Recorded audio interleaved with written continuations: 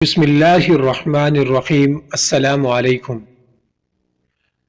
پیارے دوستو، ارشاد باری تعالی ہے، پاک ہے وہ ذات جو اپنے بندے خاص کو لے گیا رات میں مسجد حرام سے مسجد اقصی تک، وہ مسجد جس کے ارد گرد ہم نے برکت فرما دی تاکہ ہم اسے دکھائے اپنی نشانیاں۔ سورہ الاسراء۔ قدس ہی وہ شہر اور علاقہ ہے جو مسجد کے ارد گرد ہے، تو اس لحاظ سے وہ بابرکت ہوا۔ سرزمین فلسطین نہایت مبارک اور محترم جگہ ہے۔ یہ آسمانی پیغامات اور رسالتوں کا منبع اور سرچشمہ رہی ہے۔ اس سرزمین پر اکثر انبیاء اور رسول آئے ہیں۔ یہی وہ سرزمین ہے جہاں سے معراج کی ابتدا اور انتہا ہوئی۔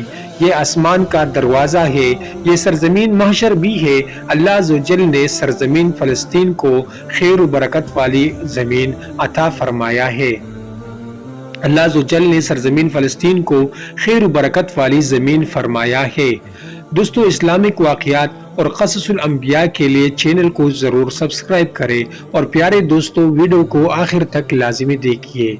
ارشاد ربانی ہے، اور جن لوگوں کو کمزور سمجھا جاتا تھا ہم نے انہیں اس سرزمین کے مشرق و مغرب کا وارث بنا دیا جس پر ہم نے برکتی نازل کی تھی، اور بنی اسرائیل کے حق میں تمہارے رب کا کلمہ خیر پورا ہوا، کیونکہ انہوں نے صبر سے کام لیا تھا، اور فرعون اور اس کی قوم جو کچھ بناتی چڑھاتی رہی تھی ان سب کو ہم نے ملیا میٹ کر دیا۔ مزید فرمایا گیا، اور ہم نے نجات دی اسے اور لوط علیہ السلام کو اس زمین کی طرف جو کہ ہم نے برکت رکھی اس میں تمام جہان والوں کے لیے، اور ہم نے تیز چلتی ہوئی ہوا کو سلیمان علیہ السلام کے تابع کر دیا تھا جو ان کے حکم سے اس سرزمین کی طرف چلتی تھی جس میں ہم نے برکتیں رکھی ہے، اور ہمیں ہر بات کا پورا علم ہے۔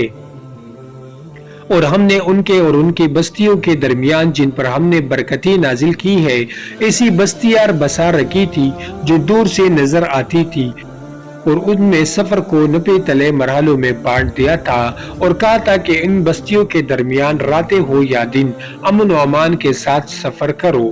بیت المقدس وہ مقدس مقام ہے جو مسلمانوں، عیسائیوں اور یہودیوں کے لیے یکساں طور پر متبرک ہے۔ یہی شب معراج کے موقع پر رسول اللہ صلی اللہ علیہ وسلم کو عالم بالا کا سفر کرایا گیا۔ رسول اکرم صلی اللہ علیہ وسلم نے نبوت کے بعد 16 ماہ سے زیادہ عرصہ تک اسی طرف رخ کر کے نماز ادا فرمائی، اس لیے یہ مسلمانوں کا قبلہ اول ہے۔ بعض روایتوں سے معلوم ہوا ہے کہ بیت اللہ شریف کی تعمیر کے کچھ عرصہ بعد حضرت ابراہیم علیہ السلام نے بیت المقدس کی بھی تعمیر فرمائی تھی۔ حضرت صالح علیہ السلام، یعقوب، حضرت داؤد علیہ السلام، حضرت سلیمان علیہ السلام، موسیٰ، زکریا اور حضرت یحییٰ، حضرت مسیح علیہ السلام اور کتنے ہی انبیاء کرام کی حیات طیبہ اس مبارک مقام سے متعلق رہی ہے۔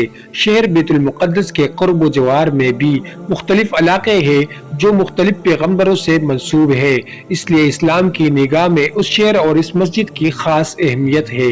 ایک صحابی رضی اللہ عنہ نے رسول اللہ صلی اللہ علیہ وسلم سے بیت المقدس کے بارے میں دریافت کیا تو آپ علیہ السلام نے فرمایا، یہ حشر و نشر کی سرزمین ہے، یہاں آؤ اور نماز ادا کرو، کہ اس مسجد میں ایک نماز ادا کرنا دوسری مسجدوں میں 1000 نماز ادا کرنے کے برابر ہے۔ ان صحابی نے استفسار کیا، اگر میرے اندر وہاں تک جانے کی استطاعت نہ ہو؟ آپ علیہ السلام نے ارشاد فرمایا، کم سے کم تیل کا ہدیہ ہی بیچ دو جو وہاں چراغ میں کام آئے۔ حضرت عبداللہ بن عمر رضی اللہ عنہ سے مروی ہے کہ آپ علیہ السلام نے فرمایا، جب حضرت سلیمان علیہ السلام بیت المقدس کی تعمیر سے فارغ ہوئے تو اللہ تعالیٰ سے دعا فرمائی۔ اس میں ایک دعا ایسی حکومت کی تھی جو آپ کے بعد کسی کو میسر نہ آئے، اور اس میں ایک دعا یہ بھی تھی کہ جو اس مسجد میں صرف نماز کے لیے آئے تو اس کے گناہ اس طرح معاف ہو جائیں گے کہ گویا وہ آج ہی اپنی ماں کے پیٹ سے پیدا ہوا ہے۔ رسول اللہ صلی اللہ علیہ وسلم نے فرمایا کہ 3 دعاؤں میں سے 2 تو مقبول ہو گئی، اور مجھے امید ہے کہ یہ تیسری دعا جو مغفرت سے متعلق تھی وہ بھی مقبول ہو گئی ہوگی۔ اور یہ روایت تو حدیث کی متعدد کتابوں میں وارد ہے کہ آپ علیہ السلام نے ارشاد فرمایا کہ خاص طور پر 3 ہی مسجدوں کے لیے سفر کرنا درست ہے۔ مسجد حرام، مسجد نبوی اور مسجد اقصی۔ اس لیے مسلمانوں کے اس مقدس اور متبرک مقام سے ہمیشہ قلبی اور جذباتی تعلق رہا ہے۔ ارض مقدس سے مراد ارض مطہر پاک و صاف سرزمین ہے۔ راغب کہتے ہیں بیت المقدس یعنی یہ شرک و کفر کی نجاست سے پاک ہے۔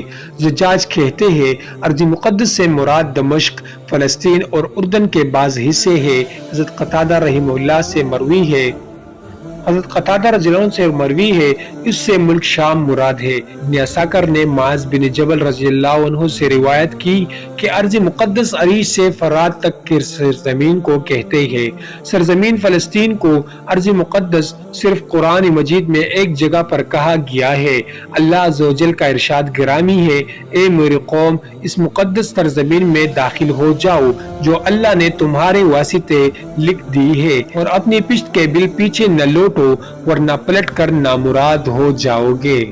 اللہ عز و جل نے سرزمین فلسطین کو سرزمین محشر بھی فرمایا ہے۔